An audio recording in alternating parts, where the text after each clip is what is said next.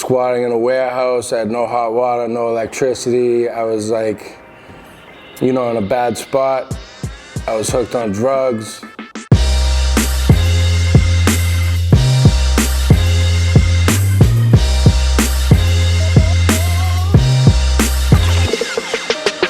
What's up, I'm Slaine and this is Lyrical Ink.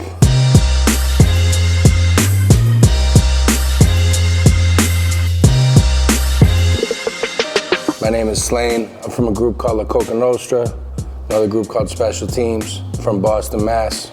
I started off in the hip hop game, put out several albums, mixtapes, all that over the years. Eventually, that transitioned into making movies. Ben Affleck saw an article about my music in the Boston Herald and cast me in Gone Baby Gone. That was the first movie I did. After that, I did The Town, and I've gone on to be in 9 movies since. So I'm a MC, an actor, writer, all that. I'm a storyteller. Related to my art form, I have like a Coka Nostra tattoo, and my first tattoo was Slaine. That's on my arm. I'm into words. I like words. Just being a storyteller and a lyricist. Words have kind of always been what my world revolves around. I don't have a ton of tattoos. I stopped getting a lot of tattoos once I started doing the movie things. Ben told me like, yo, chill on the tattoos, because you kind of paint yourself in a corner as far as the acting if you're covered in tattoos. But I have a few that are real meaningful to me. Probably the one on my arm is the most meaningful. I had this cross in my apartment that had broken glass. Jesus was made out of broken glass, and you could see yourself in the reflection, and that's kind of what this tattoo started off with. But the kid who was giving me the tattoo, it was like 3 in the morning, and he was a heroin addict, and he started nodding off, and like the line just got real blurry, and I had to stop him. So I had to go and like reconstruct this tattoo like through the years. It was through a few different sessions. And I had a cross on my arm. A friend of mine had passed away, and another friend of mine was real torn up about it, heavily depressed about it.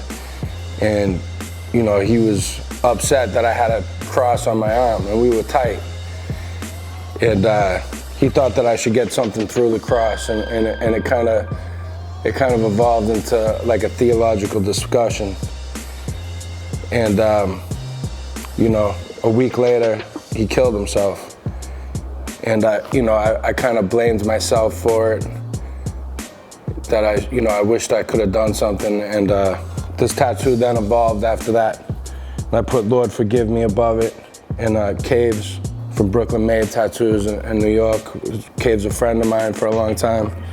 He finished the tattoo and he kind of put like a spiritual aspect to it. Kind of heaven coming down and the city streets behind the cross. And then my crew, which my friend was in the crew, DMS, that's at the bottom of it. That's probably my most meaningful tattoo, and that kind of evolved over the years to be that tattoo when originally it started off that it was a fucked up tattoo that I got when I was fucked up by somebody else who was fucked up.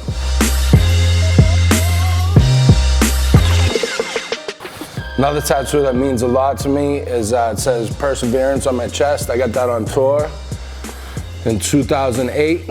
It was only 2 years prior to that I was squatting in a warehouse. I had no hot water, no electricity, and I had been grinding away for years and years, like a decade, at this career with no forward progress. And that's when the Coka Nostra started to take shape.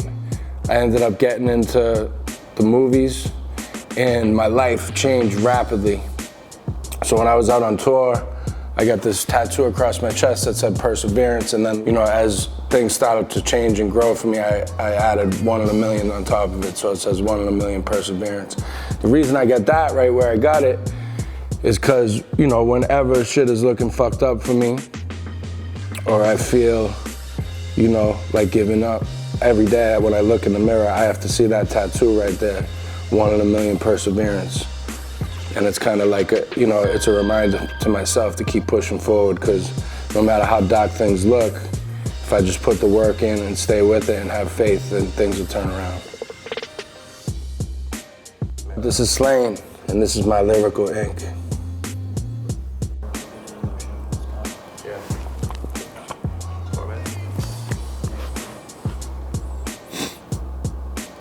and this is my Lyrical Ink. Man, that's dope. Cool. Oh, man.